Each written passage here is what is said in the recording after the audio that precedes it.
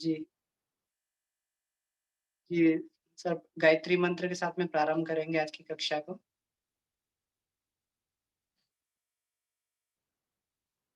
ॐ भूर्भुवः स्वः तत्सवितुर्वरेण्यं भर्गो देवस्य धीमहि धियो यो यो न नः प्रचोदयात्। जी,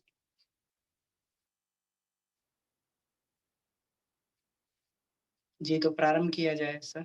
अपने एक छोटे से परिचय के साथ में आप प्रारंभ कर दीजिए कक्षा को।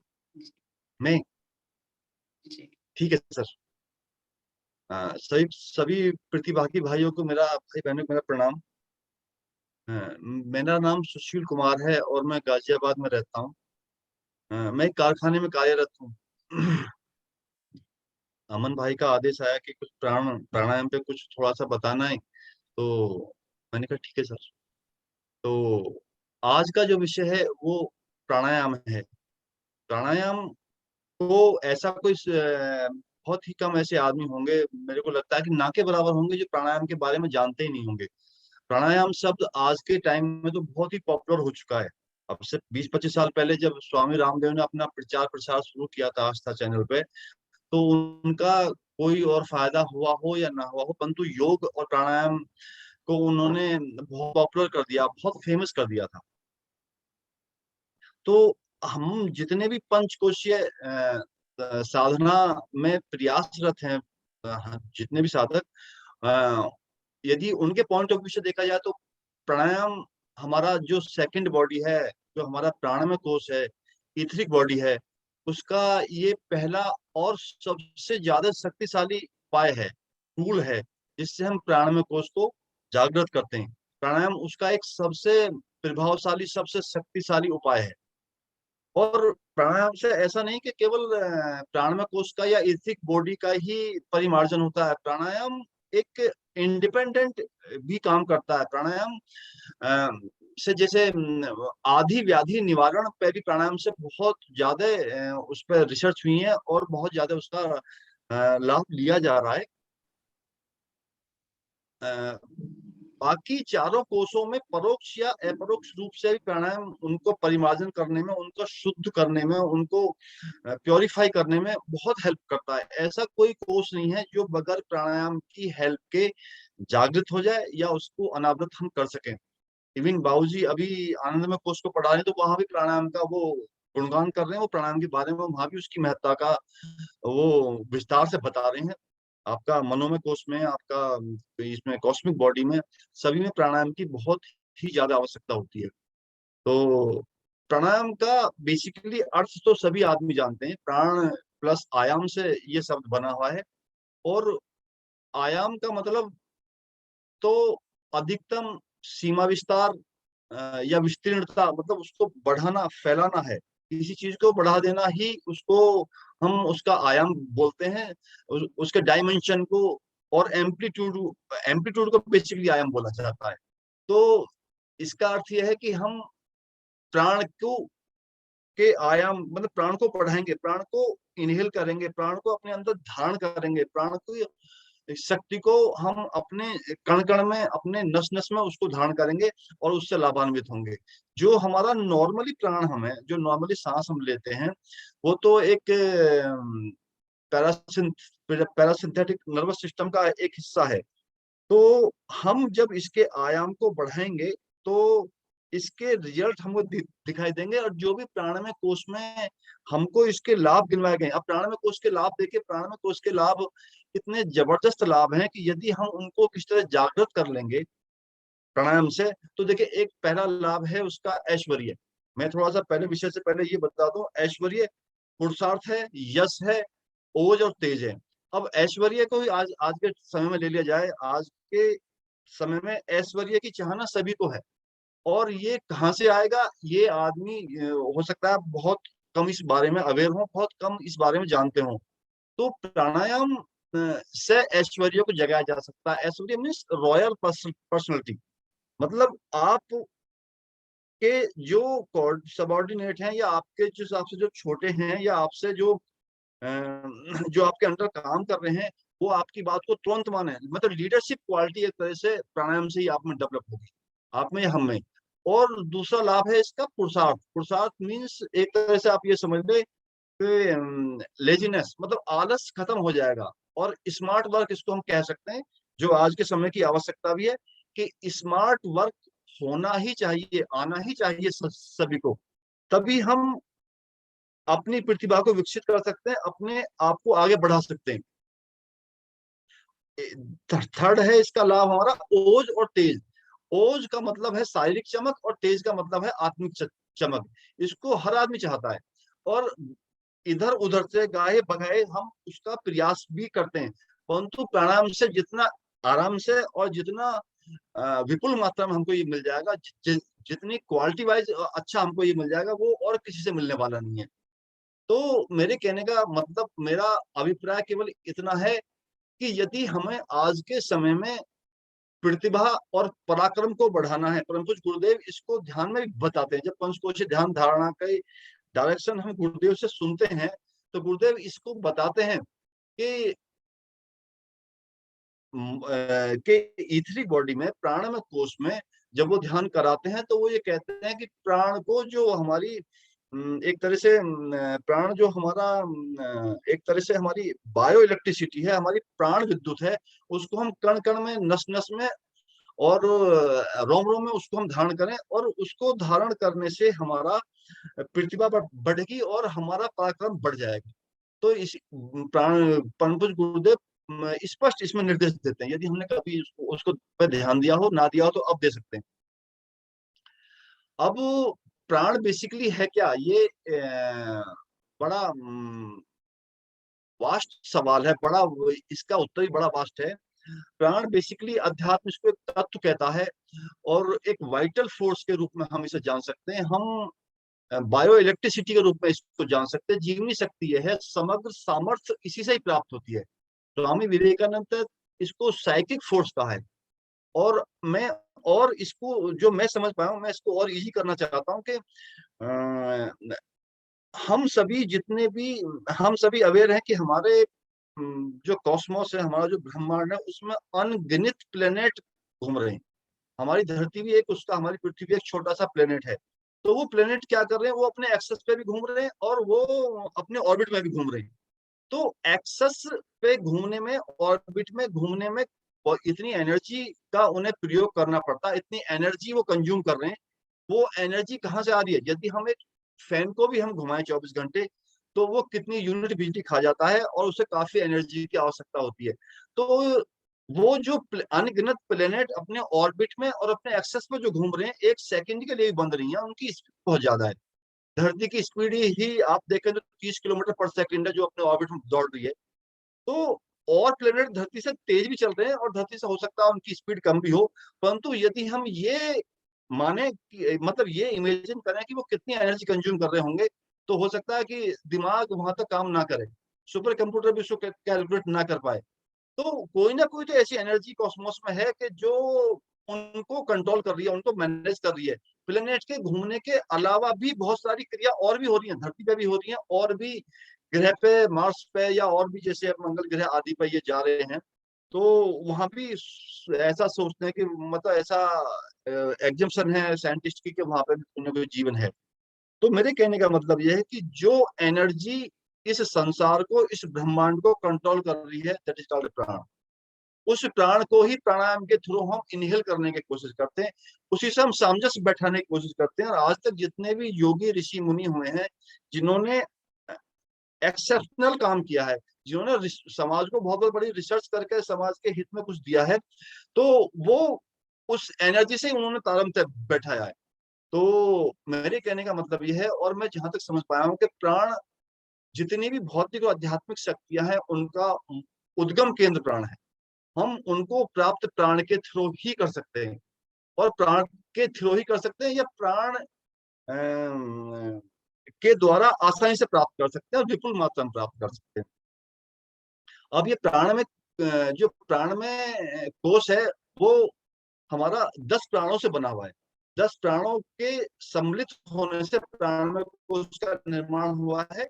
और प्राणमय कोश का जो हेडक्वार्टर है, जो इसका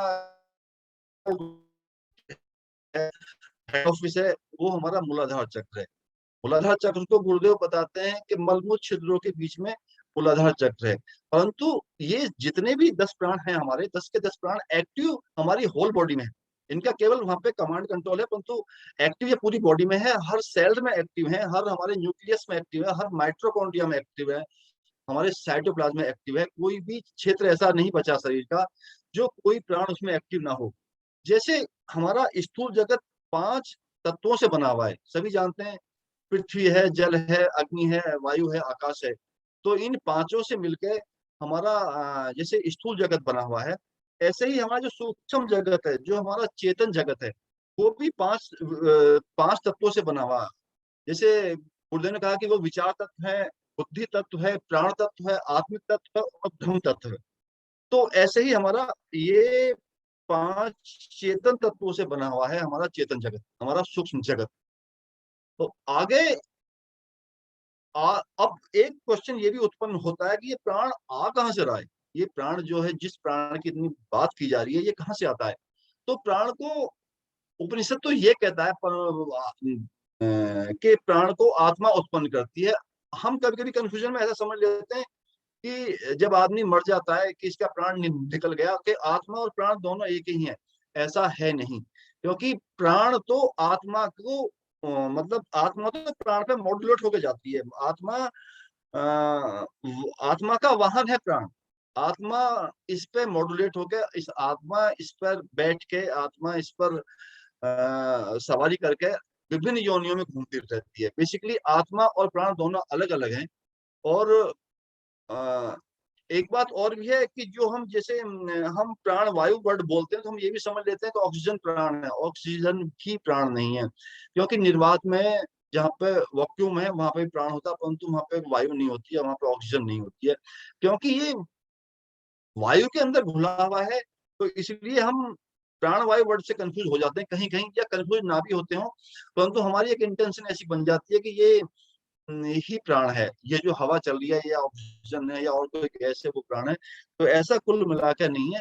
प्राण वैक्यूम में भी होता है, प्राण निर्वात में भी होता है। तो अब एक क्वेश्चन ये भी पुटअप होता है कि जब ये चारों तरफ भरा हुआ है प्राण, हम प्राण के अंदर डूबे हुए हैं, पूरे एक प्राण के समुद्र में हम तैर रहे हैं, तो फिर हमें ये प्राण खींचने की या हमें ये प्राण लेने की आवश्यकता के क्या पड़ी, प्राणायाम की क्रिया करने की जरूरत हमें क्या पड़ी। बेसिकली ऐसा है कि जो हमारी बॉडी की एक्टिविटी है, जो हमारी सामान्य एक्टिविटी है रोजाना की, सांस लेना है, सोना है, हार्ट का धड़कन करना है, और अपना यकृत लीवर जो भी बॉडी के पार्ट है वो सारे काम कर रहे हैं। तो इनकी पूर्ति के लिए जो हम साधारण रूप से प्राण लेते रहते हैं और सांस हमारी आरी जारी होती है, इनकी पूर्ति के लिए वो काफी होता है। परंतु यदि हमें कोई सी विशेष दिशा में प्रगति करनी होती है, हमें आध्यात्मिक प्रगति करनी हो या भौतिक प्रगति भी करनी हो, क्योंकि प्रतिभा और पराक्रम दोनों ही बढ़ेंगे प्राणायाम से, तो हमें फिर इसको सिस्टेमेटिक वे में और एक वैज्ञानिक तरीके से हमें इस आयाम को बढ़ाना ही पड़ता है। तभी जाके हमें इतनी शक्ति मिलती है, हमारी प्रतिभा बढ़ती है, हमारा जो और ये हमारा रॉयल पर्सनैलिटी बढ़ती है, हमारा स्मार्ट वर्क होता है। ये सब तभी हो पाएगा, वरना इतनी आसानी से संभव नहीं है। तो अब मैं 5 प्राण के बारे में बताना चाहूंगा। हमारे शरीर के अंदर जो 10 प्राण हैं, उन 10 में से 5 लघु प्राण हैं और 5 महाप्राण हैं। महाप्राण को हम 5 महाप्राण को ओजस कहते हैं और लघु प्राण को हम रेतस कहते हैं। हम परम पूज्य गुरुदेव ये कहा करते थे कि ये जो लघु प्राण और महाप्राण है, समझिए जैसे मंत्री के साथ में कोई मिनिस्टर होता है, उसके साथ में उसका सेक्रेटरी चलता है। तो ऐसे ही ऐसे ही जो हमारा महाप्राण है उसके साथ में लघु प्राण एक अटैच रहता है। हम प्राण में कोश को लें तो प्राण में कोश में हमारा अपान है, और अपान के साथ में लघु, उसके साथ में लघु प्राण, ये अपान के साथ में कूर्म हमारे साथ उसमें अटैच है। और उससे ऊपर हम चलें तो हमारा जो स्थूल शरीर है, हमारा जो ये अन्नमय कोश है, उसमें हमारा समान है, और हमारा कृकल है। और उससे ऊपर हम चले तो अनाहत चक्र में हमारे विज्ञान में कोश में प्राण है और नाग है। उससे ऊपर हमारे कंठ में उदान है और देवदत्त है। बाकी हमारे मस्तिष्क में, हमारे मनोमय कोश में, आनंदमय कोश में व्यान और धनंजय है। तो इस तरह से दसों प्राण काम कर रहे हैं। परंतु मैं पुनः एक बार बताऊंगा, ये केवल एक उनके कंट्रोल रूम है, उनके एक तरह से वहां से कंट्रोल होने के स्पेस है, कुछ विशेष पॉइंट हमारी बॉडी के अंदर है। वरना ये प्राण पूरे शरीर में हर जगह छाए हुए हैं। जब एक आप ऐसा समझ लीजिए कि जब एक महाप्राण हमारी बॉडी के अंदर घुसता है तो वो बॉडी के अंदर कामों के अनुसार 10 भागों में विभाजित हो जाता है, परंतु रहता वो पूरी बॉडी नहीं है। तो ये हमारे 10 प्राण से मिलके जो बना हुआ है, ये हमारा प्राणमय कोश है। और 10 प्राण के अलग अलग इनके काम भी हैं। जैसे हम लें तो अपान का काम उत्सर्जन का काम है अपान का, और इसका समान का काम इनहेल मतलब बाहर से अंदर खींचने के है। और परंतु इसमें एक छोटी सी बात यह है कि जैसे एक एक आम धारणा थी कि जैसे मैं प्राण से लेकर चलूं, प्राण का काम शब्द व मस्तिष्क का पोषण करना है, परंतु गुरुदेव ने ये बोला है, गुरुदेव ने और डीपली गई। हम यदि गुरुदेव के विचारों को पढ़ें तो इतना डीपली गए गुरुदेव के, आज तक किसी ऋषि ने हो सकता है कि इतना ना कहा हो प्राण के बारे में, इतना ना कभी लिखा हो, ना बताया हो कि परम पूज्य गुरुदेव ने कहा कि प्राण शब्द और मस्तिष्क का पोषण तो करता है, परंतु प्राण जो है हार्ट का गवर्नर भी है। और जो पूरा हृदय क्षेत्र है उसमें जीवनी शक्ति को बनाकर रखता है। जितने भी समाधि लगाने वाले हमारे योगी महर्षि ऋषि हुए हैं, उन्होंने प्राण पर अधिकार जरूर किया। ऐसा ही अपान के बारे में जो एक साधारण धारणा है कि मलों का निष्कासन करता है, विसर्जन करना है करता है, अपान रहता तो हमारा पूरी बॉडी में जैसे मल का निष्कासन भी करेगा, पसीने करेगा, आंखों से मल निकालेगा, और यदि कोई ये हमारी व्हाइट ब्लड सेल्स यदि डेड हो जाती है, इनको निकालने का काम भी अपान का है।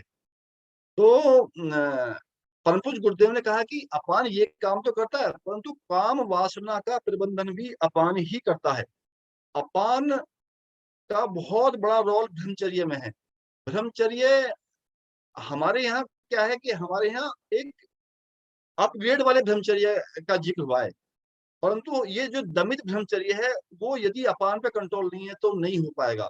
और जनेंद्रिय संस्थान का सारा कमांड कंट्रोल अपान ही करता है। अपान के साथ में लघु भी उसके साथ काम करता है, लघु संतान प्राप्ति में काफी हेल्प करता है।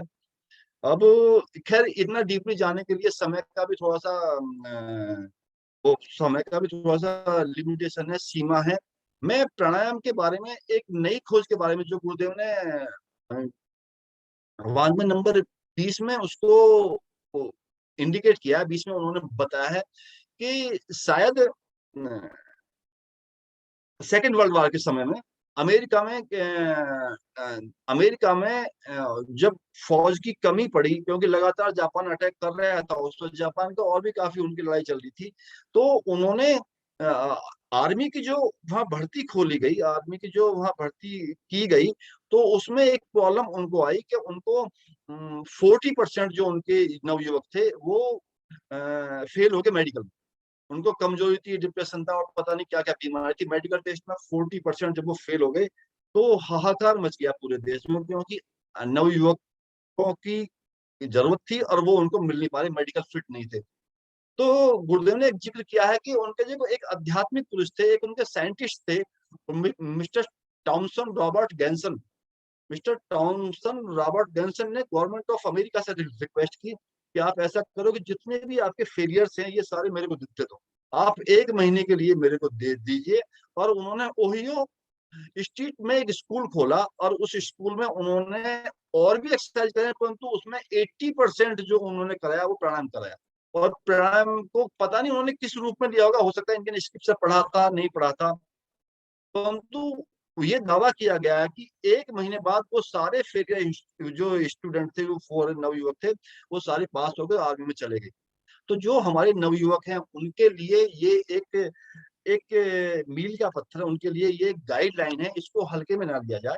और ये देखा जाए कि प्राणायाम से हम अपनी जितनी भी मुश्किल आज के टाइम में आ रही हैं उनको हम बिल्कुल बढ़ा सकते हैं, उनको हम समाधान कर सकते हैं, समाधान के नजदीक पहुंच सकते हैं। अ, प्राण चिकित्सा और प्राणायाम से आदि-वादी निवारण पे गुरुदेव ने काफी जोर दिया है, और वो ये इंडिपेंडेंट पुस्तक भी अपने आप में। और आज के कोरोना काल में तो प्राणायाम की उपयोगिता बहुत ज्यादा बढ़ गई है। मैं एक एग्जांपल दूंगा। मेरे एक कंपनी हेड थे, उनको कोरोना हो गया, उनकी खैर डेथ भी हो गई। तो कोरोना हो गया क्योंकि कंपनी हेड थे, तो डॉक्टर वगैरह सब उनके आगे पीछे थे, और उनको नोएडा के एक प्रतिष्ठित इसमें एडमिट भी कराया गया। तो अब जो इम्पैक्ट आ रहा है, जो एक रिसर्च निकल कर सामने है, क्योंकि कंपनी के 2 डॉक्टर साथ लगे रहे उनके, तो जो कोरोना का इफेक्ट था वो क्या कर रहा था, वो ये जो हमारे लंग्स है, फेफड़े हैं, इनको स्टिफ कर रहा था, इनको हार्ड कर रहा था, सख्त कर रहा था। तो मेरा इंडिकेशन इस ये वाक्य सुनाने का ये है कि यदि हम प्राणायाम करते रहेंगे, तो जो हमारा डेड स्पेस है प्राणायाम, उसे तो पूरा करेगा, उसे तो जीवित कर देगा, जो हमारे फेफड़ों के अंदर डेड स्पेस है उनमें फ्लेक्सिबिलिटी भी बनाए रखेगा। जैसे वो स्टिफ हो रहे थे, तो हमारे उस बॉस को जब वो ऑक्सीजन दी गई, वेंटिलेटर पर लिया गया, और प्रेशर से जब ऑक्सीजन अंदर गई, तो वो फेफड़ा बस्ट कर गया ड्यू टू हार्डनेस। वो इतना सख्त हो गया था फेफड़ा, और उनकी डेथ हो गई। तो मेरा ये बात यहाँ बताने का उद्देश्य केवल इतना है कि यदि फ्लेक्सिबिलिटी फेफड़े के अंदर बनी रहेगी, तो मेरे को नहीं लगता है कोरोना बहुत जल्दी से असर करेगा, क्योंकि मैं भी फ्रंट लाइन वॉरियर हूँ कोरोना इसमें, कोरोना डिजीज में। मैं सैनिटाइजेशन कंपनी का मैं ही देखता हूँ, और हाउस कीपिंग सारी मैं ही देखता हूँ, और उससे रिलेटेड और भी जो काम आसपास टच में आना, घूमना फिरना, और मेरी आयु भी 57 है। तो लास्ट ईयर और इस साल भी मेरे को ऐसा लगता है कि मैं प्राणायाम की वजह से ही बचा हुआ हूँ। हम जहाँ काम करते हैं, वहाँ 6-7 हजार की स्ट्रेंथ भी काम करती है, तो ऐसा नहीं कि हम बहुत सेफ जोन में हैं। तो मेरा उद्देश्य कहने का यह है कि जितने भी हमारे साधक भाई बहन हैं, उनको मैं अपना एक्सपीरियंस ये शेयर करना चाहता हूँ कि मेरे को ये वहां से एक एक्सपीरियंस ऐसा गेन हुआ है कि हम प्राणायाम से, कोरोना से आराम से बहुत इजी लड़ सकते हैं। उसमें कोई पैनिक होने की जरूरत नहीं है। अब मैं बता रहा था आपको अपान के बारे में। अपान का काम मौलों का विसर्जन है, और बाकी समान का काम पाचन परिपाक और उष्णता का परिपाक है। पर कुछ गुरुदेव ने बताया कि ये उत्साह भी इसी का काम है, आप समान का। और समान के बाद में अब ज्ञान का तो बुद्धिमता और भगवत ज्ञान, और रक्त संचार में भी काम करता है, प्रज्ञा को बढ़ाता है, रितंबरा को बढ़ाता है। और बाकी 5 प्राणों का काम ये है। 5 लघु प्राण के काम शॉर्टेज है। 5 लघु प्राण के काम मिलते जुलते हैं, परंतु कुछ गुरुदेव ने पांचों प्राणों के कामों अ, और एक्सप्लेन किया है। जो हमारी पुरानी मान्यता है वो तो है ही है, परंतु गुरुदेव ने और डीपली गए, उनको बताया है। और उनके बताने का उद्देश्य मैं बार बार अपने भाई बहनों से ये बात शेयर कर रहा हूँ कि और डीपली पढ़ेंगे, तो हमारी काफी समस्याओं का समाधान वहीं से मिल जाएगा। जो समस्या डेली जीवन में फेस कर रहे हैं हम, तो वहां से उन समस्याओं का समाधान मिल जाएगा। तो ये मेरा एक अपना अनुभव भी है। मेरा अनुभव ये भी है कि एक कोरोना काल में मैं अपना अनुभव पुनः शेयर करूंगा, क्योंकि अमन भाई ने बोला था कि आप थोड़ा सा अपने एक्सपीरियंस ही बताना। प्राणायाम करने से एक तो मेरा कोरोना काल से पहली बात है, एक तो मेरा बीपी बिल्कुल नॉर्मल हो गया। मेरा बीपी एक एथलीट का बीपी आता है। मैं जब नपवाता हूँ अपनी डिस्पेंसरी में, तो डॉक्टर यही बोलता है कि आप बीपी मत नपा करो, आप तो एक एथलीट का बीपी है और आप बिल्कुल स्वस्थ है। और मेरा बीपी 150 था पहले, ऊपर वाला नीचे वाला 90 तक आता था। अब मेरा बीपी कभी कभी तो 100 तक आता है, और 65 तक हो जाता है। उसके बाद भी मेरे को कोई आलस नहीं आता। डॉक्टर कहता है ये आपके लिए ठीक है, आप चिंता ना करें इसके लिए। यानी मेरा 80-120 तो रहते हैं। एनर्जी लेवल का मैं बखान नहीं कर सकता इस एज में। मैं आपको क्या कहूँ। मैं कंपनी में पेट्रोलिंग इतना हो जाता है, मेंटली फिजिकली खूब भागना पड़ता है, थकावट। मेरे को बहुत बड़ा रोग था एक, था क्या अब भी है, वो ऑर्थराइटिस, ऑस्टियो ऑर्थराइटिस है घुटने में। तो ये लगभग 15-20 साल से है। जब मैं 2015 में परम आदरणीय बाबूजी से मिला, तो उन्होंने कहा कि ये प्राणायाम से ठीक हो सकता है। विश्वास तो नहीं हुआ, परंतु करना शुरू किया। अब ड्यूटी में होने के बावजूद मैं इतना नहीं कर पाता हूँ, 20-25 मिनट ही बचते हैं। परंतु पिछले साल जब लॉकडाउन लगा था, उस वक्त जब पूरा पिन ड्रॉप साइलेंट था, घर पे थे, जब 1-1 घंटे प्राणायाम करके ये देख लिया, ये जज कर लिया, सूर्य वेदन यदि हम तरीके से करें, बिल्कुल ध्यानपूर्वक करें, संकल्प पूर्वक करें, तो इस ऑस्टियोआर्थराइटिस से लड़ा जा सकता है। और इतना तो मेरा एक्सपीरियंस है कि ऑस्टियोआर्थराइटिस की, गठिया की, इसकी प्राणायाम ने स्पीड तो कम कर और पेन को भी 50% से ज्यादा कम कर दिया है। तो अच्छा, अब एक दूसरा मेरा एक्सपीरियंस ये है कि जब से ये कोरोना आया है, तो हमने ऑफिस छोड़ दिया है मैंने, क्योंकि हॉर्टिकल्चर भी मैं ही देखता हूँ। तो मैंने पहले एक पीपल का बाग लगाया था। पीपल के बाग में 8-10 पौधे पीपल के हैं, एक कंपनी कॉर्नर में, और उसमें बरगद के हैं, नीम के बहुत सारे पौधे हैं। तो मैं अब पूरे दिन चेयर डाल के उन्हीं के नीचे बैठता हूँ। तो जब कभी याद आता है, फालतू काम का प्रेशर इतना है कि याद कम आता है, परंतु यदि याद नहीं भी आता तो इनडायरेक्ट वे में भी वो ऑक्सीजन पीपल के नीचे 100% ऑक्सीजन है। जो ये ग्रंथों में कहा जा रहा है वो वास्तव में सच है, क्योंकि मेरी कंपनी के जो टूआईसी हैं, जो नेक्स्ट हेड हैं, वो आके भी मेरे पास ही बैठते हैं जब वो टेंशन में होते हैं, और वो ये फील करते हैं त्यागी मेरे को यहाँ अच्छा लग रहा है, ऐसा लग रहा है जैसे ऑक्सीजन बैंक है। तो ये भी एक मेरा अपना एक्सपीरियंस है।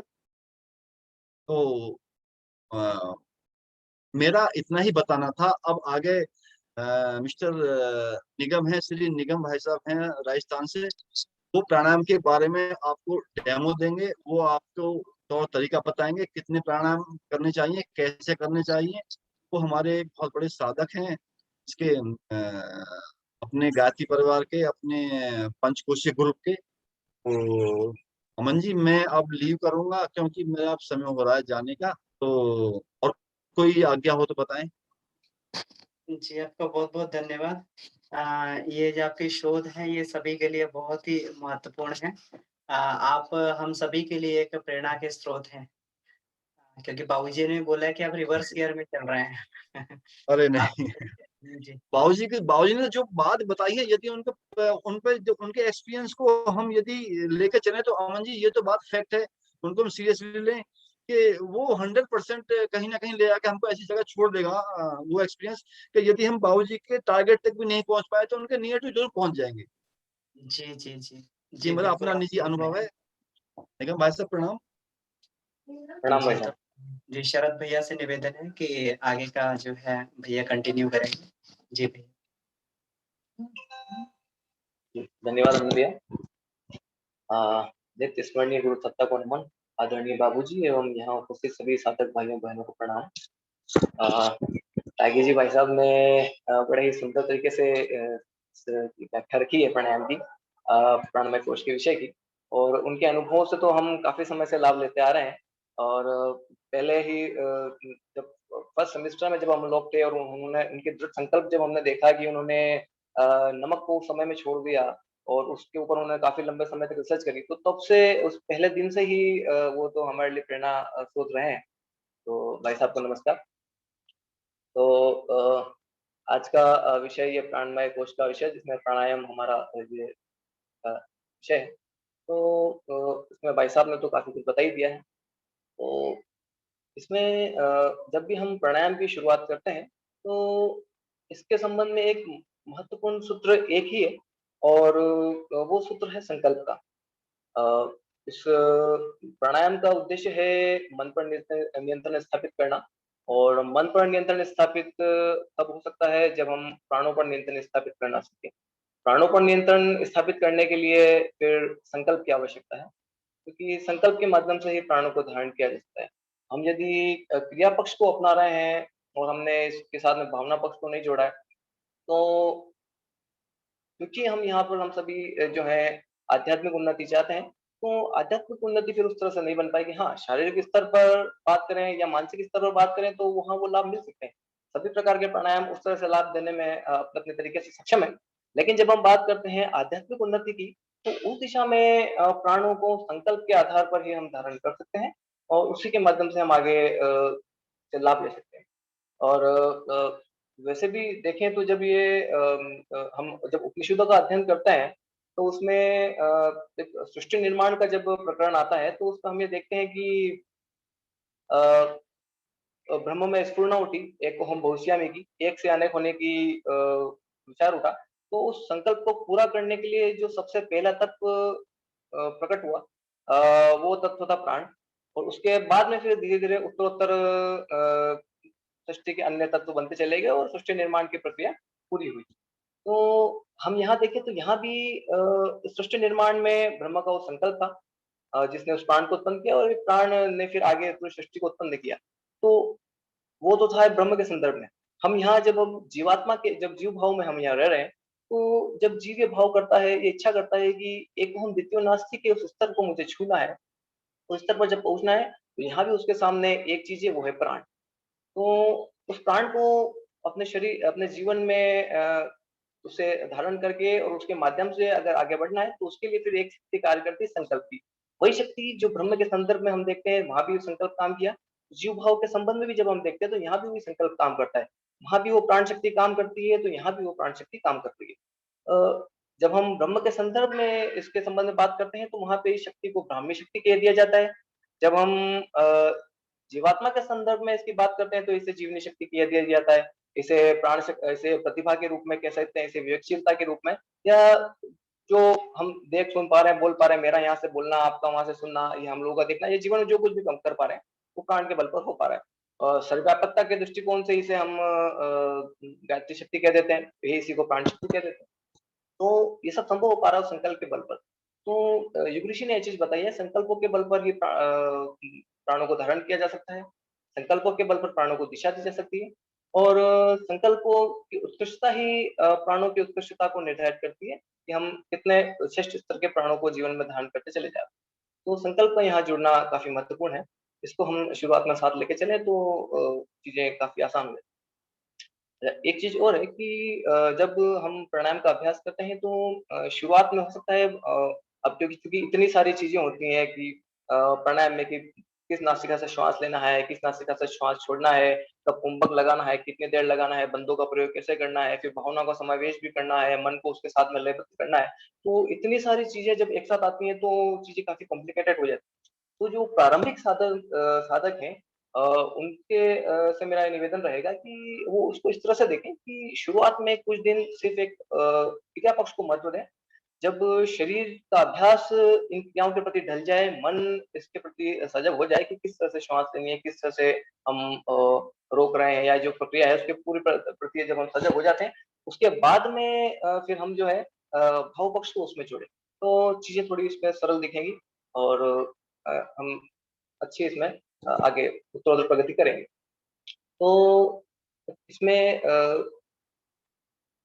प्राणों पर नियंत्रण जो होता है, इसके संबंध में भी फिर ये बात कही गई है। एक जब हम इसका अध्ययन करते हैं उपनिषदों का, ये हठयोग प्रतीक्षा में ये बात बताई गई है कि चले वाते चले चित्तम निश्चलम निश्चले भवेत्, अर्थात वायु के चलने से ये चित्त चलता है, और वायु को नियंत्रित कर लिया जाए तो मन भी नियंत्रित हो जाता है। तो जब हम दीर्घ श्वसन करते हैं, तो धीरे-धीरे हमारी सजगता हमारे विचारों के प्रति बनने लगती है। और जब ये सजगता हमारी विचारों के प्रति बनती है, तो यही सजगता हमें मन के प्रति सजग करती है। और जब हम हमारे मन के प्रति सजग होते हैं, तब वहाँ हमें मौका मिलता है हमारे मन के साथ में मित्रता करने का। और वहीं हम ये बात उठती है कि फिर मन को वहाँ से नियंत्रित किया जा सकता है। तो अब यहाँ पर फिर जब हम भावनाएँ करते हैं प्राण को धारण करने की, और उसके साथ प्रगाढ़ भावना जब हम उसके साथ में स्थापित करते हैं प्राणायाम के समय में, उस समय में सब हम श्रेष्ठ विचारों को धारण करने का भी भाव करते हैं। तब इस समय में हम जिन भावनाओं को करेंगे, या हम हमारे जीवन में जिन गुणों को धारण करना चाहते हैं, क्योंकि यहाँ पर प्राणायाम के साथ में व्यक्तित्व विकास की भाव भी जुड़ा हुआ है। गुरुदेव ने का जो वाङ्मय नंबर 20 है, उसमें इन प्राणायाम को रखा है। तो इससे साफ समझ में आता है कि व्यक्तित्व का विकास होता है। तो व्यक्तित्व के विकास के लिए फिर यही है कि हमारे जीवन में जिन गुणों की आवश्यकता है, तो इस प्राणायाम के दौरान हम उन भावनाओं को करते चलें, तो उसका तुरंत में लाभ हमें मिलता है कि प्राण क्योंकि एक फ़ोर्स है, एक शक्ति है, तो वो उन गुणों को विकसित करने के लिए उस दिशा में प्रेरित होगी, क्योंकि यहाँ पे हमारा संकल्प जुड़ा है कि हमको वो वांछित गुण हमारे जीवन में चाहिए। तो इस स्तर पर भी हम तेज़ी से प्रगति अपने जीवन में देखते हैं। तो अच्छा, प्राणायाम के चैप्टर पर हम सीधा चलते हैं।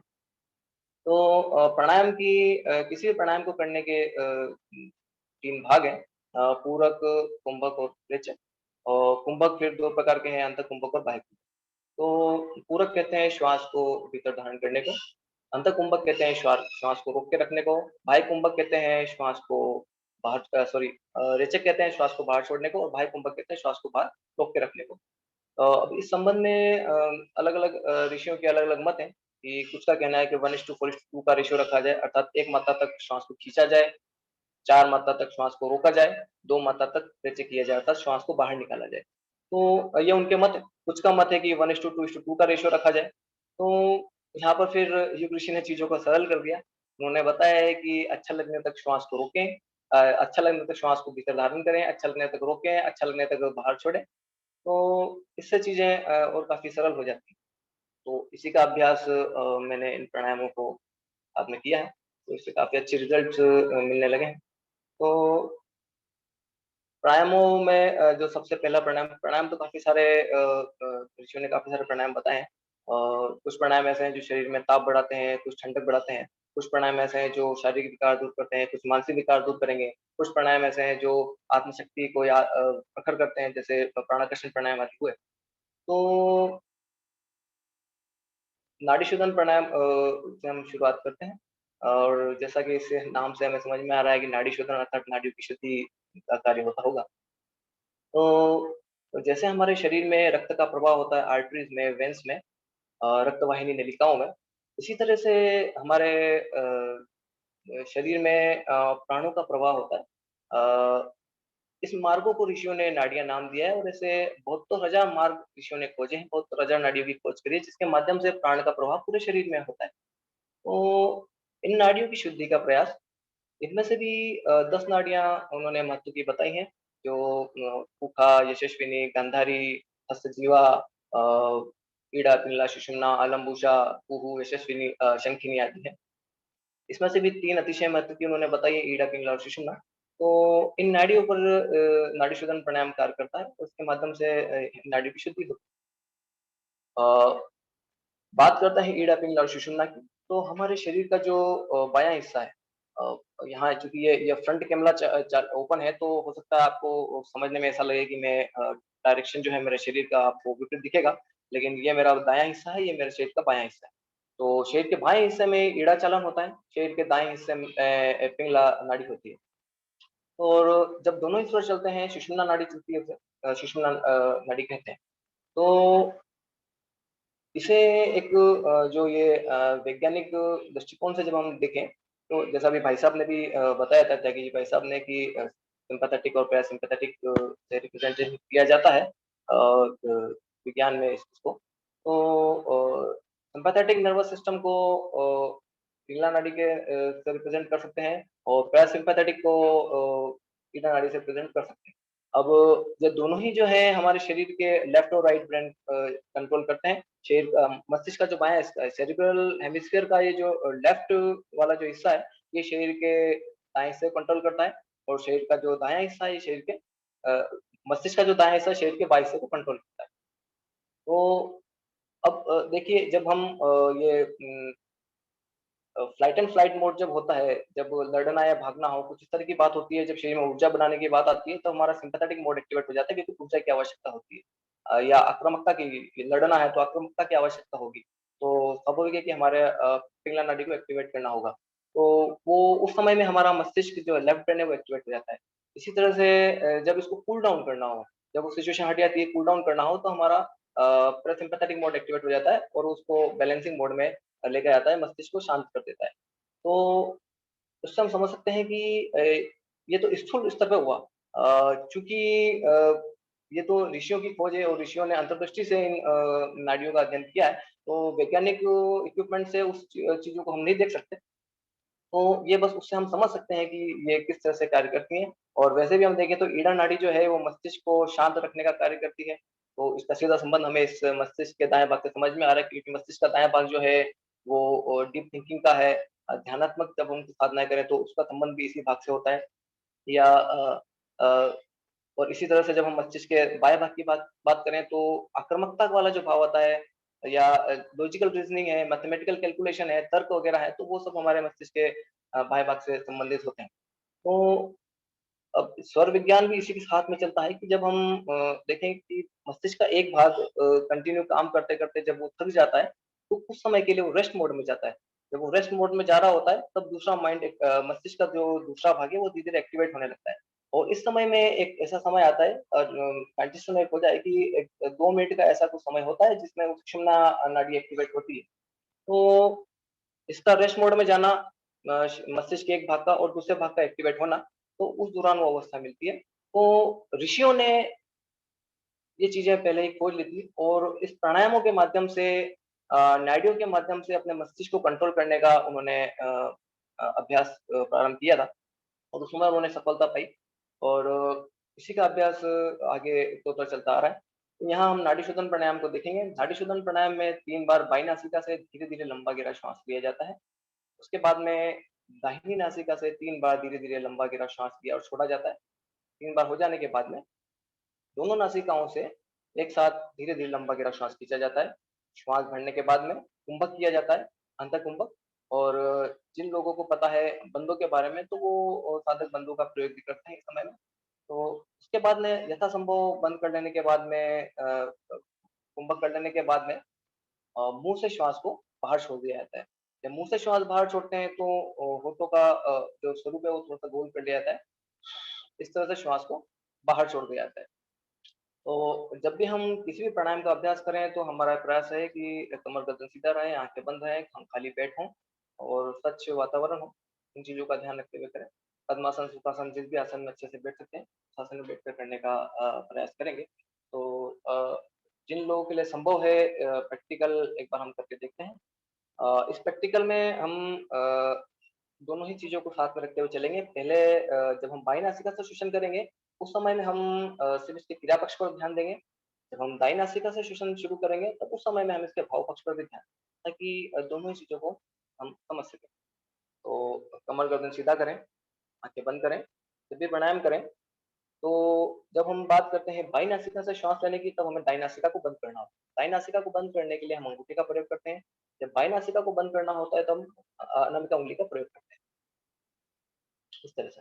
तो यहाँ पे आप चाहें तो प्रणव मुद्रा लगा सकते हैं, अपनी तर्जनी उँगली को अंगूठे की जड़ में लगाएँ और इस तरह से आप कर सकते हैं। और चीज़ों को सामान्य सरल रखना है, तो आप साधारण तरीके से भी इस तरह से कर सकते हैं। और हाथों को यदि लंबे समय तक प्राणायाम कर रहे हैं, हाथ दर्द कर रहे हैं, तो आप बाएँ हाथ का सहारा सपोर्ट इस तरह से दे सकते हैं। तो प्राणायाम प्रारंभ करते हैं। कमर गर्दन सीधा रखें, आँखें बंद करें, दाईं नासिका को बंद करें, बाईं नासिका से लेफ्ट नोस्ट्रल से धीरे-धीरे लंबा गहरा श्वास भरें और श्वास बाहर छोड़ें। एक बार फिर से बाईं नासिका से लंबा गहरा श्वास भरें, श्वास के प्रति सजगता बनाएँ, आती हुई श्वास को अनुभव करें, जाती हुई श्वास को अनुभव करें। एक बार फिर से बाईं नासिका से धीरे-धीरे लंबा गहरा श्वास भरें, धीरे-धीरे बाहर छोड़ें। 3 बार हो जाए, तो बाईं नासिका को अनामिका उँगली से बंद करेंगे। दाहिनी नासिका पर से अंगूठे को हटाएँ, राइट नोस्ट्रल से धीरे-धीरे लंबा गहरा श्वास भरें। सांस भरते हुए ये भावना करें, सूर्य का तेज, सूर्य की ऊर्जा प्रकाश के रूप में पिंगला नाड़ी से शरीर के भीतर उतर रही है। बाहर छोड़ते समय ये भावना करें, अंदर के सारे रोग, दोष, दुर्गुण, कषाय, कल्मश जो भी हैं, दाईं नासिका से शरीर से बाहर जा रहे हैं। काले धुएँ के रूप में शरीर से बाहर निकलते चले जा रहे हैं। एक बार फिर से दाईं नासिका से भावना करें, प्राण शक्ति को भीतर धारण करने की। बाहर छोड़ते समय भावना करें, सारे शारीरिक विकार, मानसिक विकार दूर होते चले जा रहे हैं। तीसरी बार में अपने आप इस क्रिया को दोहराएँ, इन्हीं भावनाओं को दोहराते हुए इस क्रिया को करें।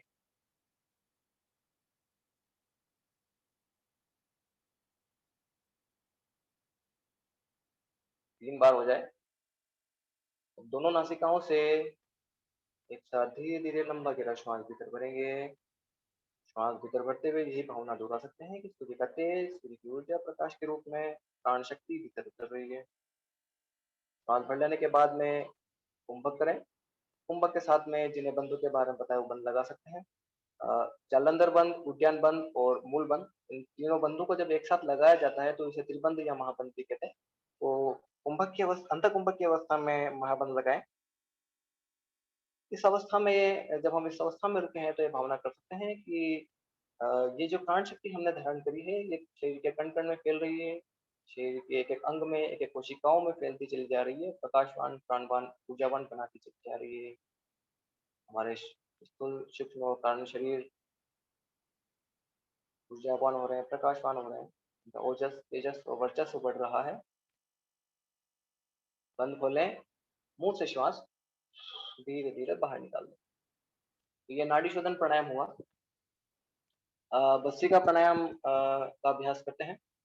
भस्त्रिका प्राणायाम जो प्रचलित तरीका है वो ये है कि श्वास भरते हुए दोनों हाथों को ऊपर उठाया जाता है और श्वास छोड़ते हुए दोनों हाथों को नीचे लाया जाता है। तो यहाँ भी हम योग ऋषि द्वारा बताया गया अभी प्राणायाम का टेक्निक काम में लेंगे जिसमें नाड़ी शोधन और भस्त्रिका दोनों को सम्मिलित किया गया है। जैसे नाड़ी शोधन प्राणायाम में 3 बार हमने श्वास ली थी और धीमे-धीमे श्वास ली। यहाँ पे अंतर सिर्फ इतना है क्योंकि यहाँ पे हम भस्त्रिका प्राणायाम को जोड़ रहे हैं, तो यहाँ पे अंतर ये आएगा कि श्वास को तेज़ी से लेंगे और तेज़ी से बाहर छोड़ेंगे और साथ में जो प्राणायाम वहाँ पे 3 बार किया था 3 बार हमने श्वास ली और छोड़ी थी, यहाँ पर 10 बार प्राण को श्वास को तेज़ी से लेंगे और छोड़ेंगे। इस तरह से दाहिनी नासिका से भी तेज़ी से 10 बार श्वास लेंगे और छोड़ेंगे और 11वीं बार में श्वास को भरेंगे और बाईं नासिका से बाहर निकाल देंगे। फिर उसके बाद में दोनों नासिकाओं से 10 बार तेज़ी से श्वास लेंगे और छोड़ेंगे। इसके बाद में दोनों नासिकाओं से श्वास भरेंगे, अंतर्कुंभक करेंगे, मुँह से श्वास बाहर निकाल देंगे। तो इस प्रक्रिया को भी एक बार करके देखते हैं। दाईं नासिका बंद करें। बाईं नासिका से 10 बार जब हम श्वास ले रहे हैं, छोड़ रहे हैं तो हमारा प्रयास है कि श्वास की गति को हम बना कर रखें। श्वास छोड़ने और लेने दोनों ही गति को हम बना कर रखें।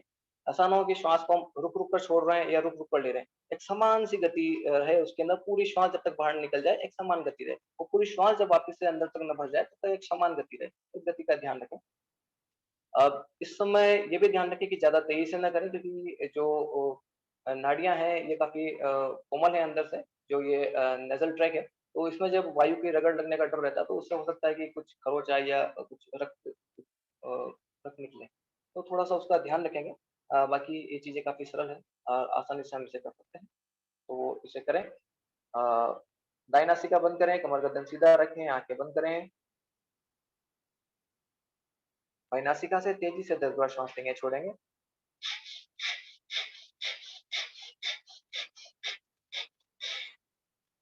ग्यारहवीं बार में फिर से श्वास भरें और दाईं नासिका से बाहर छोड़ दें। दाईं नासिका से आराम करेंगे।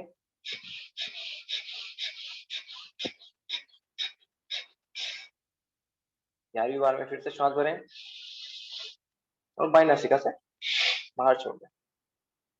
ये ईड़ा चालन किया, पिंगला चालन किया, इसके बाद में हम सुषुम्ना चालन करेंगे। तो इसमें भी तेज़ी से 10 बार श्वास लेंगे और बाहर छोड़ेंगे।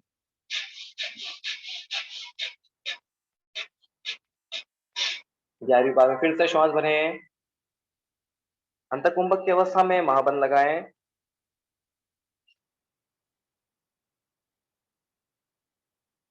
पूर्व में जो भावनाएँ थी, उन भावनाओं को दोहरा सकते हैं। बंद खोलें, मुँह से श्वास बाहर निकाल दें। तो इन सब प्राणायामों के अलग-अलग तरह के लाभ हैं। तो ये भस्त्रिका प्राणायाम तो विशेष तौर से जब हम अ, भस्त्रिका को नाड़ी शोधन के साथ में जोड़ते थे, तो पीड़ा की सफाई, सुषुम्ना की सफाई तो ये होती है। इसके साथ में मस्तिष्क को तेज़ी से ऑक्सीजन की आपूर्ति होती है, शरीर के सभी अंगों को तेज़ी से ऑक्सीजन की आपूर्ति होती है और शरीर अपना कार्य पूरी क्षमता के साथ में करता है। तो इसके बाद में एक सूर्यभेदन प्राणायाम और 5 मिनट का समय है, इसमें हम सूर्यभेदन प्राणायाम को भी देख लेते हैं। तो सूर्यभेदन प्राणायाम की टेक्निक ये है कि दाईं नासिका से धीरे-धीरे लंबा गहरा श्वास भीतर भरा जाता है। यथाशक्ति कुंभक किया जाता है। तो बाईं नासिका से श्वास बाहर छोड़ देती है। उसके बाद में बाह्य कुंभक किया जाता है। अब ये जो सूर्यभेदन प्राणायाम है, ये जिनकी कफ प्रकृति है या वात प्रकृति है, उन लोगों के लिए काफ़ी बढ़िया है, काफ़ी लाभ देता है। पित्त प्रकृति जिनकी है, तो फिर वो इस प्राणायाम को या तो सर्दियों के दिनों में करें, क्योंकि ऑलरेडी उनकी गर्म प्रकृति है शरीर की और ये प्राणायाम शरीर में जो है गर्मी बढ़ाता है, तो वो फिर उन्हें इसके एडवर्स इफ़ेक्ट शरीर में मिलेंगे। तो थोड़ा हम इसका ध्यान रखें कि किन व्यक्तियों को इस प्राणायामों को करना है। इसमें इस प्राणायाम को करने से एक तो ये है कि नाड़ियों की शुद्धि तो हो ही रही है, इसके साथ में जो मैंने अपने जीवन में जो चीज़ का अनुभव देखे हैं, वो ये है कि एक तो तेज़ी से पेट कटता है। हालाँकि मैं उतना मोटा तो कभी रहा नहीं या उतना शरीर में उतना वज़न कभी रहा नहीं, लेकिन फिर भी शरीर से बहुत तेज़ी से ये चर्बी को काटने में लाभदायक है। इसके अलावा छोटे-मोटे कुछ बीमारियाँ हैं, वायरस, बैक्टीरिया कुछ है, उनको तो वैसे ही ये दूर कर देता है। क्योंकि वैसे भी जब कोई किसी वायरस का, बैक्टीरिया का अटैक हमारे शरीर में होता है, तो शरीर हमारा मस्तिष्क का एक प्रयास करता है कि उसके टेम्परेचर को, शरीर के टेम्परेचर को बढ़ाए। और उसके माध्यम से क्योंकि वो टेम्परेचर उन कीटाणुओं के लिए असहनीय हो जाता है, तो वो उसमें मर जाते हैं और उसके बाद में वो शरीर उनको बाहर फेंक देता है। तो जब हम इस प्रक्रिया को निरंतर करते हैं, डेली का अभ्यास जब हमारा रहता है, क्योंकि सूर्यबंधन प्राणायाम से हमारे शरीर का टेम्परेचर बढ़ा रहे हैं, तो जब ये रोज़ की हमारी प्रैक्टिस होती है, तो कुछ भी वायरस का अटैक जो हो रहा है, तो वो वायरस वगैरह सब खत्म हो जाता है। तो एक इसका लाभ तो यहाँ मिलता ही है। इसके बाद में योगी ऋषि ने बताया है कि 80 प्रकार के वात रोगों को दूर करने में ये अकेला सूर्यग्रहण प्राणायाम सक्षम है। और आध्यात्मिक दृष्टिकोण से देखें तो ये मणिपुर चक्र को और सभी चक्रों को, विशेषकर मणिपुर चक्र को और कुंडलिनी शक्ति पर भी ये विशेष प्रकार से प्रभाव डालता है। तो आध्यात्मिक लाभ भी यदि हम लेना चाहें तो इस प्राणायाम का विशेष लाभ हमें मिलता है। और किसी भी प्राणायाम को हम करें, चाहे ये सूर्यग्रहण प्राणायाम हो, नाड़ी शोधन हो, प्राणाकर्षण प्राणायाम हो। प्राणाकर्षण प्राणायाम तो खैर उस तरह का प्राणायाम है जो हम चलते, उठते, बैठते कभी भी कर सकते हैं। तो उसके अलावा जो ये विशेष प्रकार के प्राणायाम होते हैं, इन प्राणायामों को हम कुछ समय तक करें। वैसे जो एक साधारण जो चीज़ बताई गई है, वो ये है कि एक 3 महीने तक इसके लाभ मिलना शुरू होते हैं और किसी भी प्राणायाम में जब हम स्थायित्व चाहिए हो, उसके इस लाभों में स्थायित्व हमें लाना हो, तो उसको कम से कम हम 6 महीने तक करें, तब उसके लाभ या वो प्राणायाम हमारे शरीर में स्थायी रूप लेने लगता है। तो प्राणायाम को कंटिन्यू करें। यदि हमें ऐसा लगता है कि कुछ समय करने के बाद में कि प्राणायाम से हमें शरीर में नेगेटिव इफ़ेक्ट्स आ रहे हैं, तो उस प्राणायाम को रोकें, योग विशेषज्ञ से सलाह लें और किसी और प्राणायाम को जो आपके लिए उपयोगी है, उसको करें। तो इसमें एक एक स्लाइड है इसमें जो अमन भैया ने बनाई थी, उसके अंदर काफ़ी सारे प्राणायामों के बारे में बताया है जिसमें चंद्रबदन प्राणायाम है, सूर्यबदन प्राणायाम है, क्रीड़ा चालन है, पिंगला चालन है, सुषुम्ना चालन है और प्राणाकर्षण प्राणायाम आदि हैं। तो उसके माध्यम से उन्होंने ये वो सारी वैज्ञानिक रिसर्च है, जिसके माध्यम से बताया गया है कि वो मस्तिष्क के किस भाग पर क्या प्रभाव डालती हैं या जो मानसिक विकार है उनको दूर करने का उसके माध्यम से प्रयास किया जाता है। जैसे चंद्रबदन प्राणायाम है, तो एग्रेशन है या आक्रामकता का जो स्वभाव है, उसे दूर करने का उसके माध्यम से प्रयास किया जाता है। कोई व्यक्ति अवसाद में है तो या निराशा का कोई भाव है, तो सूर्यबदन प्राणायाम जब किया जाता है, तो व्यक्ति उस अवसाद से उसको निकाला जा सकता है। या मन बुद्धि की अवस्था है, तो उसे दूर करने के लिए फिर ये प्राणाकर्षण प्राणायाम काफ़ी लाभदायक हो सकता है।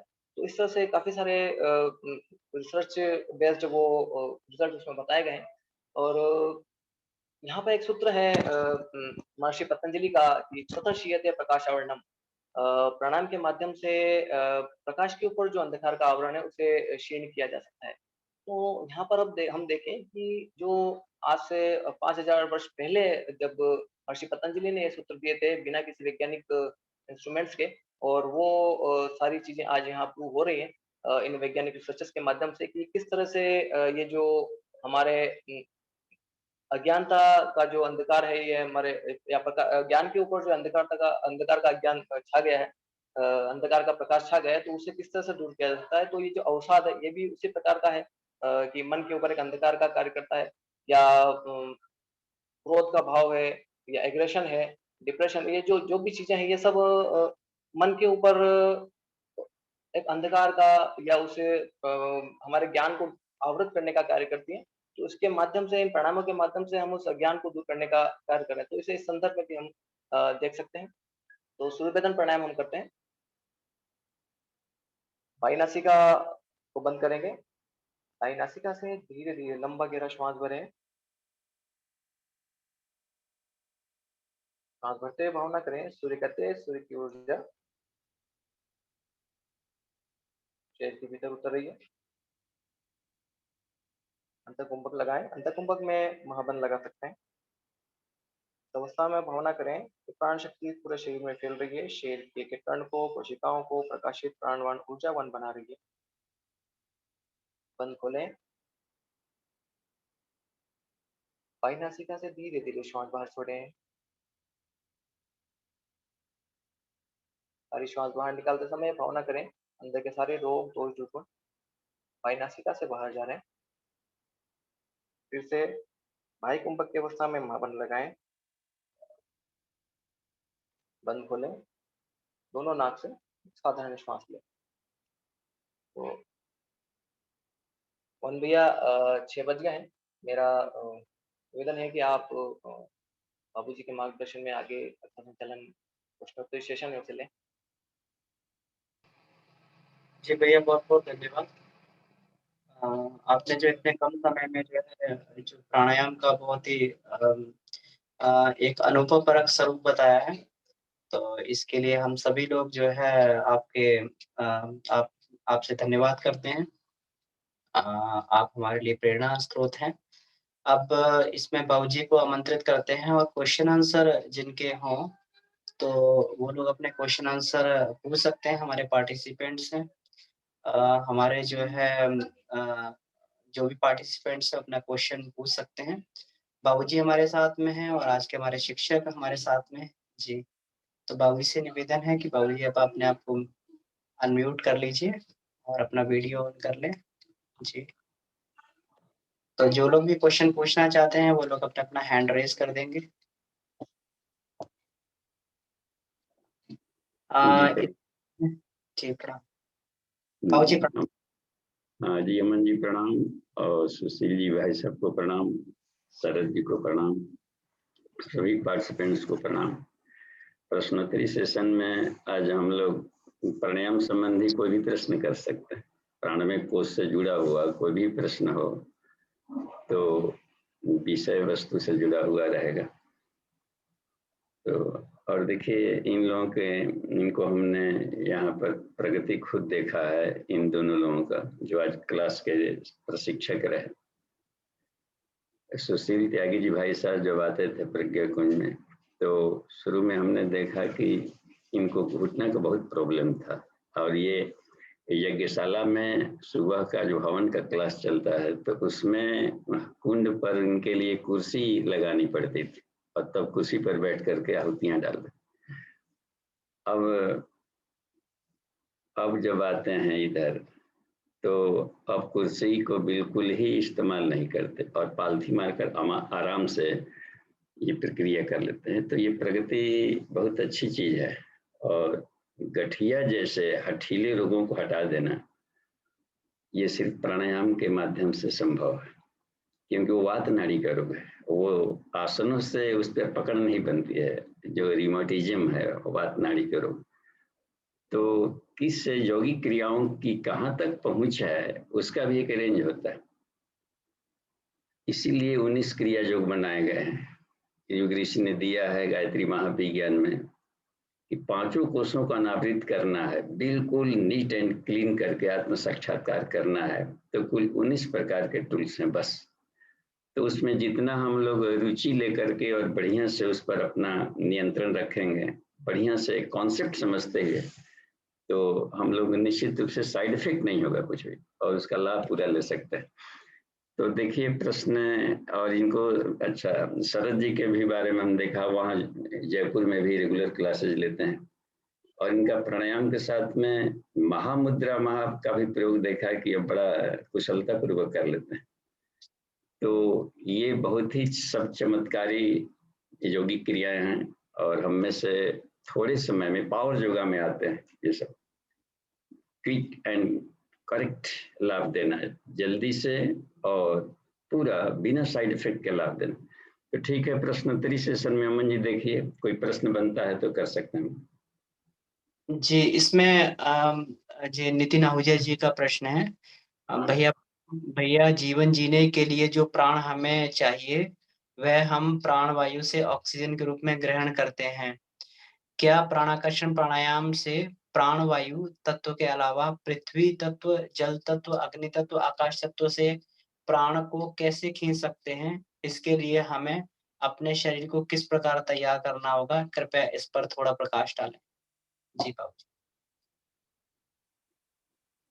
तो ये इस पर अब चूंकि अभी कक्षा में तो शरद जी और सुशील जी अपना अनुभव शेयर कर सकते हैं, फिर हम भी इस पर प्रकाश डालेंगे। जी, आप लोग अपने आप को अनम्यूट कर सकते हैं, आप लोग को-होस्ट हैं। जी, जी। देखिए किनका तो आया है प्रणाम समय,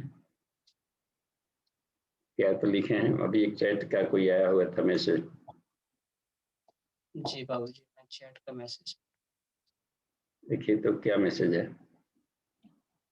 हाँ, इसमें अगला प्रश्न है। बाबूजी इनका वीरेंद्र प्रसाद यादव जी का है। बाबूजी प्रणाम। अ,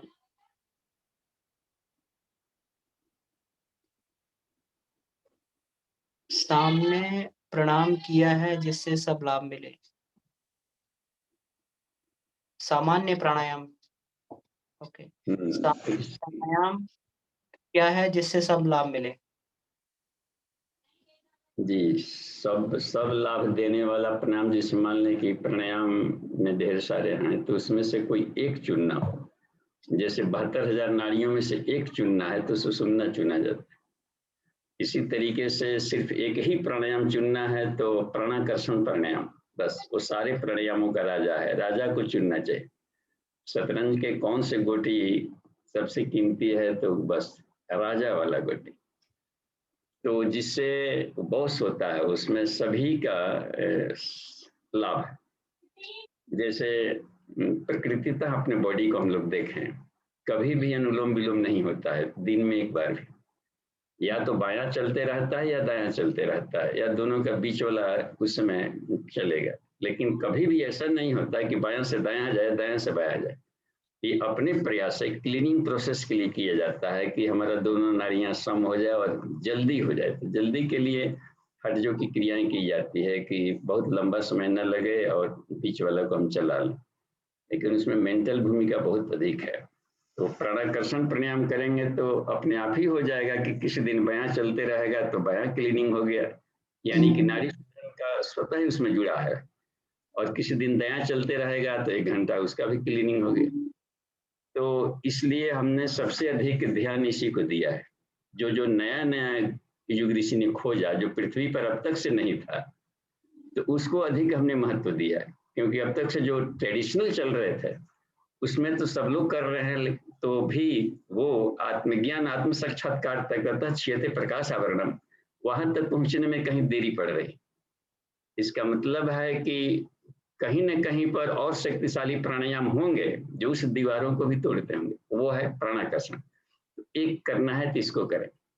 और नितिन जी भाई साहब के प्रश्न का उत्तर भी इसी में, कि सभी तत्वों का पृथ्वी के भीतर में जो अब ढेर सारे एटम्स आपस में गुच्छक बनाएंगे पांचों तत्वों के, तो वो सारे राउंडेड होते हैं, तो कहीं ना कहीं पर इंटरमोलिकुलर या इंटर एटॉमिक स्पेस होता है उसमें फ्री इलेक्ट्रॉन्स भी कुछ होते हैं, और फ्री इलेक्ट्रॉन्स ही बायो इलेक्ट्रिक पार्टिकल ऐसे होते हैं जो कि धावमान दौड़ने का काम करते हैं। तो flow of free electrons is called current electricity. तो उसको कैसे आ जाएंगे, तो व्हील पावर से आता है। इसलिए प्राणाकर्षण प्राणायाम में व्हील पावर को बढ़ाया जाता है, पहले अपने बॉडी को क्लीनिंग करना, और सेकेंड फेज में व्हील पावर को बढ़ाया जाए, क्योंकि बिना व्हील पावर के प्राण नहीं खींचा पाएंगे। और उससे आसान पड़ता है पानी वाले प्राण को एब्जॉर्ब करना, उससे भी सरल पड़ता है अग्नि धूप वाले प्राण को एब्जॉर्ब करना, और उससे भी सरल पड़ता है हवा वाले प्राणायाम को एब्जॉर्ब करना भीतर में। वो सब चक्रों के माध्यम से, यदि मेडिटेशन हम चक्रों के साथ है प्राणायाम का क्रम जोड़ दें तो बहुत आसानी से हम लोग पाएंगे कि रिजल्ट बिल्कुल हाथों हाथ मिल रहा है। आज ही से रिजल्ट मिलने लगता है, एकदम इतना वैज्ञानिक है ये।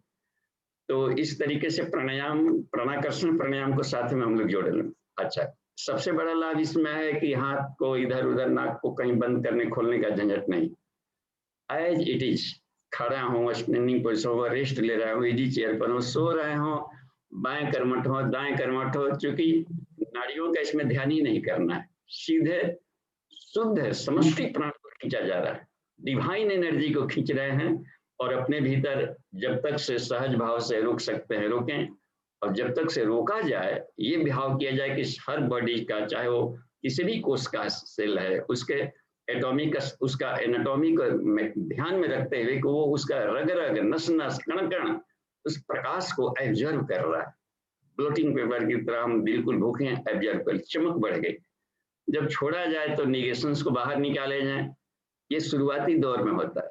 बाद में कोई भी नेगेशन नहीं है, ऐसा भाव ले कि नहीं हमने काफी क्लीनिंग कर लिया, तो अब छोड़ने क्रम में स्टेप अप ट्रांसफार्मर बना जाता है, खींचा गया, शरीर में धारण किया गया और अपनी आत्मशक्ति से उसको स्टेप अप करके और बॉडी सेल्स में डाला गया, प्लस अपने बॉडी से बाहर यूनिवर्स को भी क्लीनिंग करना है। ये भी काम हम सबको ही करना है।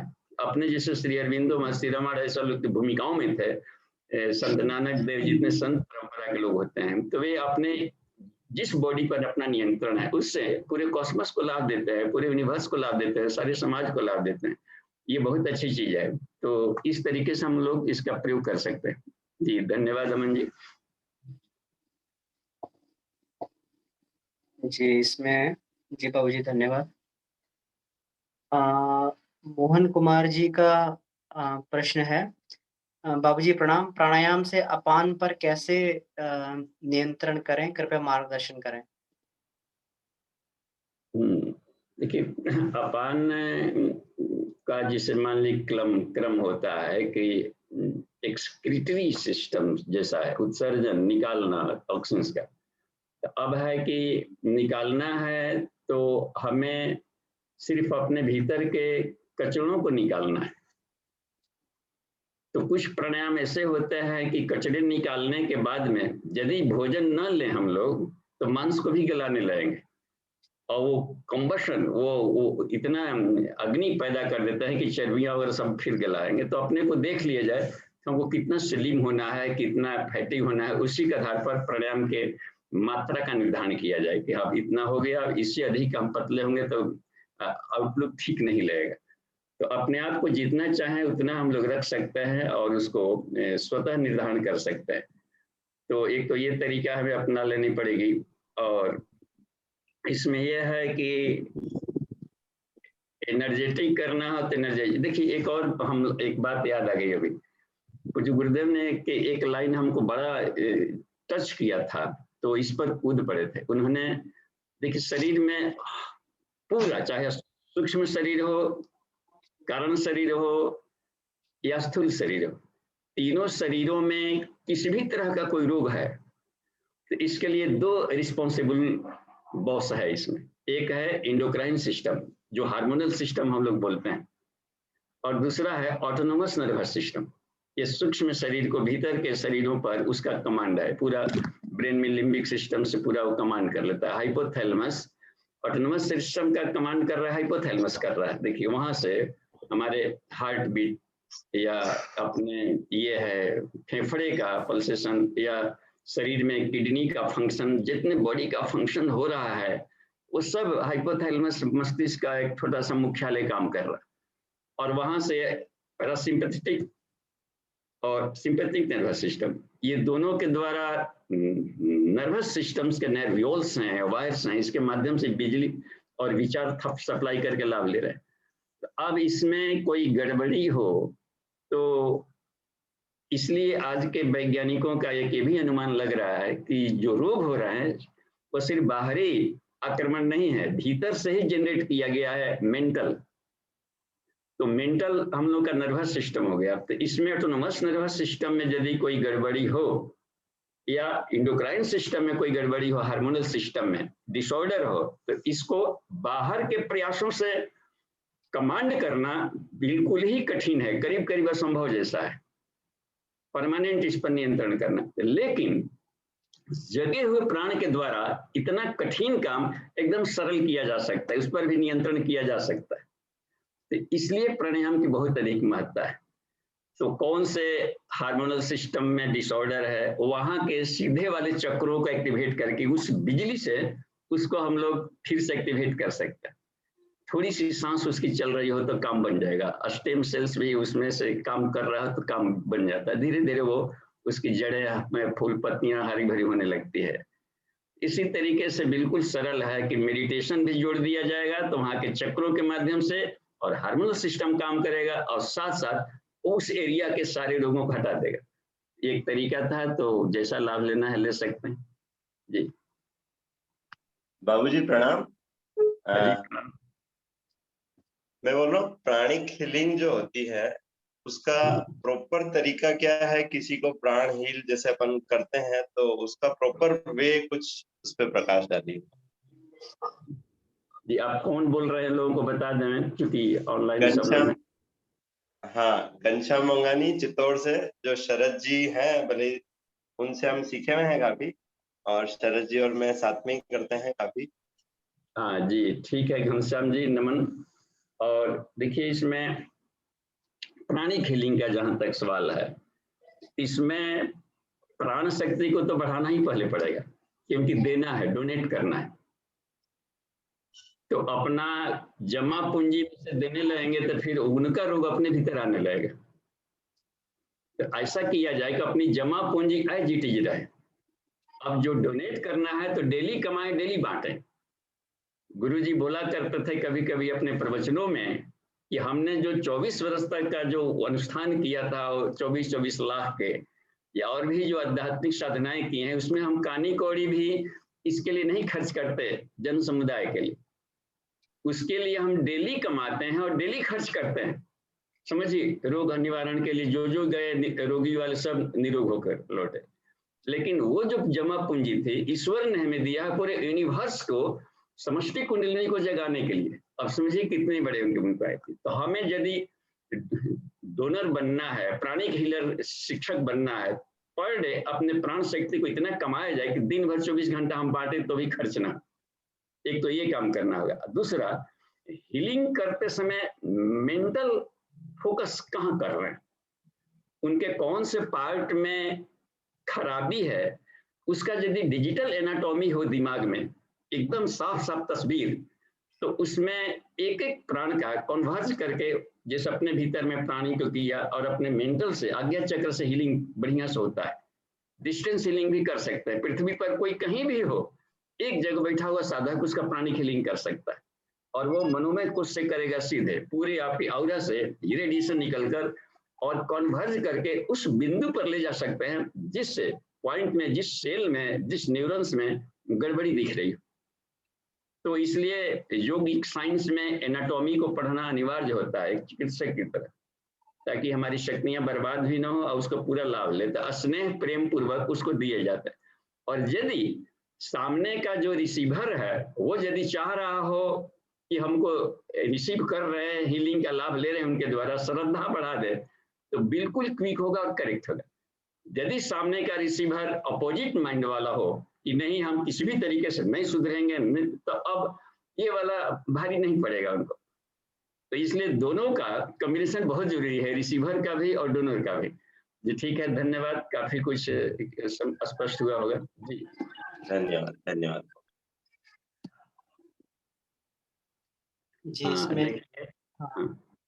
इसमें और किन्हीं का कोई प्रश्न हो तो वो अपना पूछ सकते हैं और अपना हैंड भी रेज कर सकते हैं जी।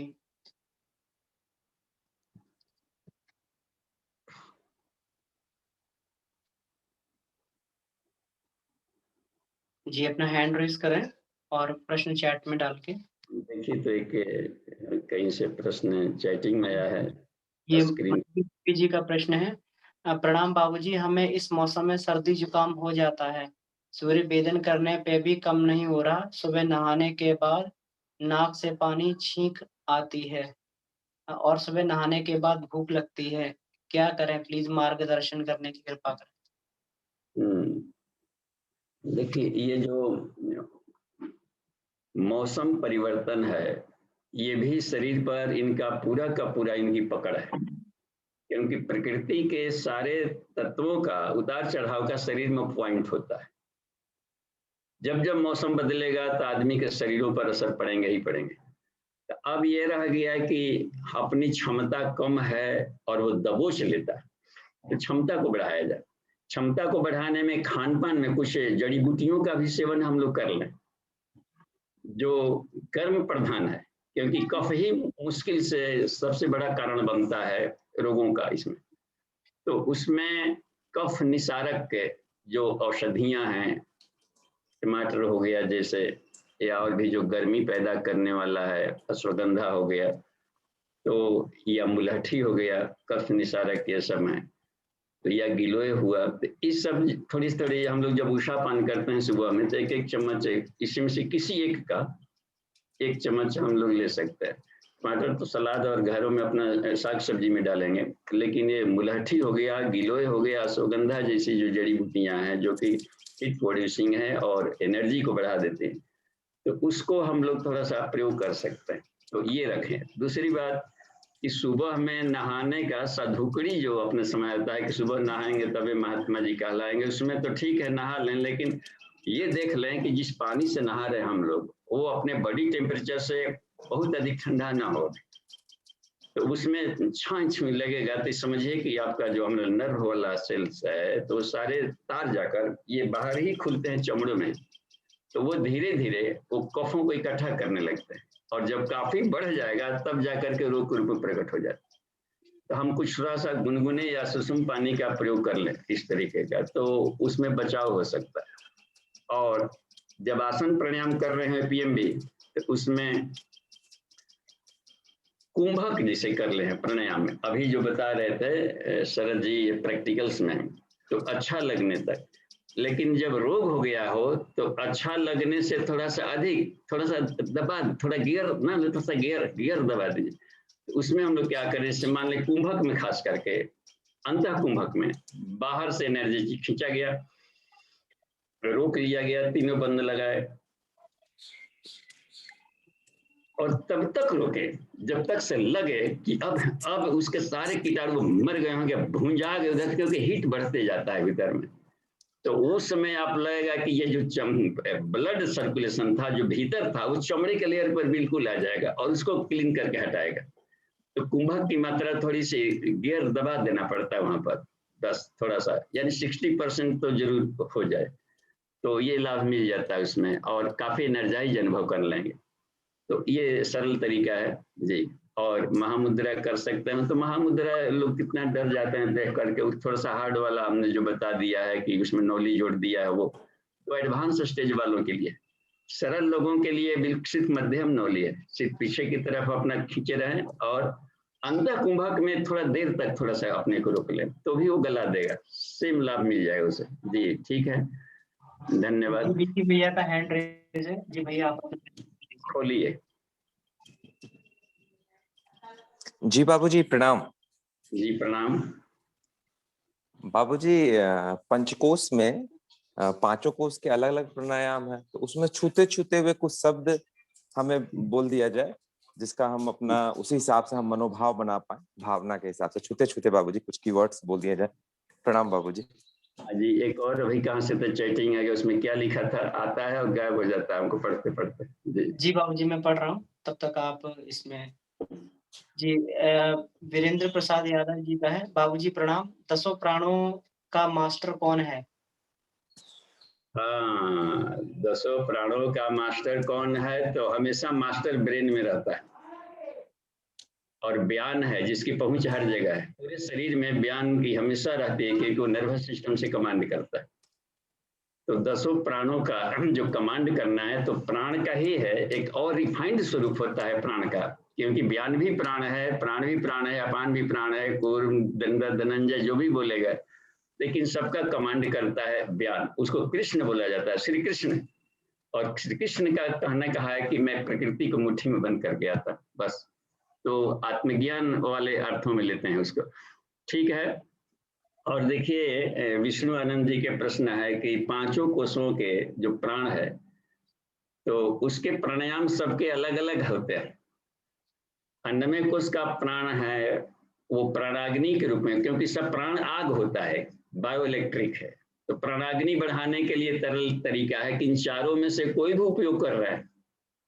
आसन कर रहे हैं तो उसमें आसन के साथ में थोड़ी सी ब्रीदिंग जोड़ लें, जब भी फॉरवर्ड बेंडिंग हो रहा हो तो बाहर ब्रीद आउट करें, जैसे एक्सपैंड हो रहा हो बॉडी को तो आप अपने आप ही इनहेलिंग हो जाएगा उस तरीके से। तो यदि आसनों के साथ श्वासों की गति और जिस पोस्चर पर दबाव पड़ रहा है वहां पर मेडिटेशन जोड़ दें तो उसका परिणाम हो जाएगा और बॉडी को सॉफ्ट और फ्लेक्सिबल बनाना शुरू कर देगा। तो उसकी ये होता है। उपवास भी प्राण विद्युत को बढ़ाता है। पहले तो कचड़ों को खाएगा, इसके बाद में शरीर के सूक्ष्म शक्ति केंद्रों को भी जगाता है, उसका काम होता है। तो अन्नमय कोश के जितने भी ये टूल्स बताए गए हैं वो सब प्राणायाम है, क्योंकि क्रियाएं पक्ष होता है। प्राण का काम होता है दौड़ना वाला भी होता है और मेंटल शांत अवस्था भी होता है, जो तो जनरेट भी करता है शांत वाला, और जनरेट कर दिया तो दौड़ने वाला भी होता है, क्रिया पक्ष भी होता है। तो दोनों काम होता है, क्योंकि प्राण में चेतना भी घुला हुआ है और उसके ऊर्जा भी है, दोनों का मिश्रण है वो। तो दोनों साथ में रहेगा तभी कहेंगे कि वो बढ़िया से जुताई चढ़ रही है। एगो बैल कम और कमजोर हो नहीं है तो उसमें बढ़िया जुताई नहीं होता। एक हाथ बहुत मोटा हो गया और एक पतली से रख गया।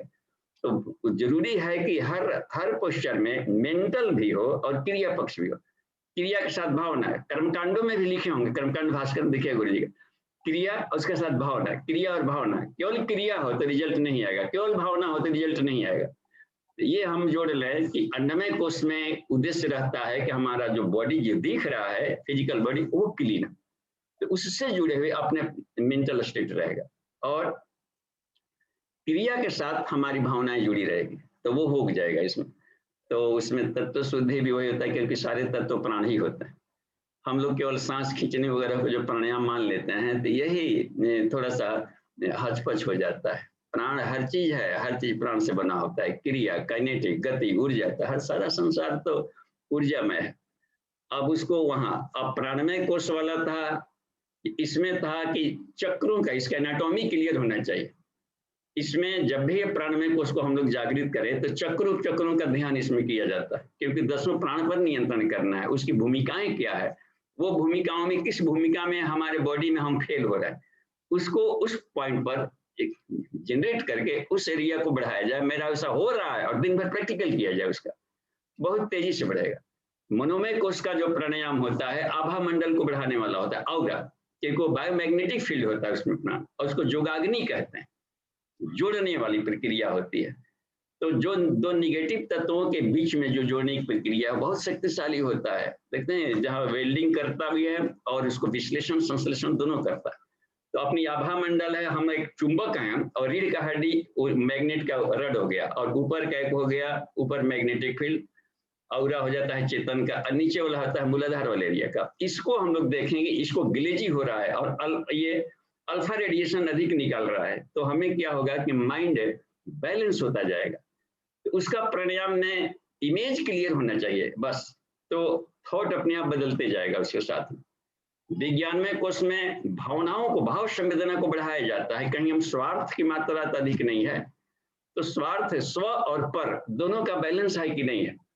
स्व में अपने स्वाभिमान आत्मिक गुणों को बढ़ाना भी पड़ता है, और उसमें और साथ ही साथ में बाहर के साथ में अपने भाव संवेदनाओं को जोड़ी पड़ती है कि उनका भी ख्याल रखें कि उसको हम कैसे क्लीन कर सकते हैं, कहाँ ऑपरेशन करना है, कहाँ दुलार देना है, कहाँ सुधार करनी है।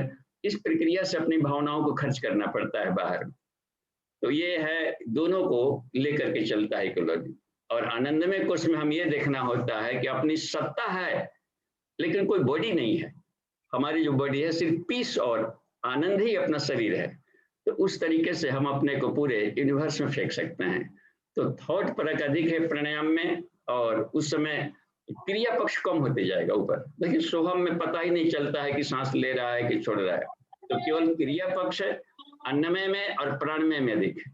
बाकी में सब क्रिया पक्ष कम होते जाएगा और श्वासों की गति धीमी होती जाएगी, और बिल्कुल ही ऐसा लगेगा कि शायद जिंदा है कि मर गया है कि क्या है कि गया।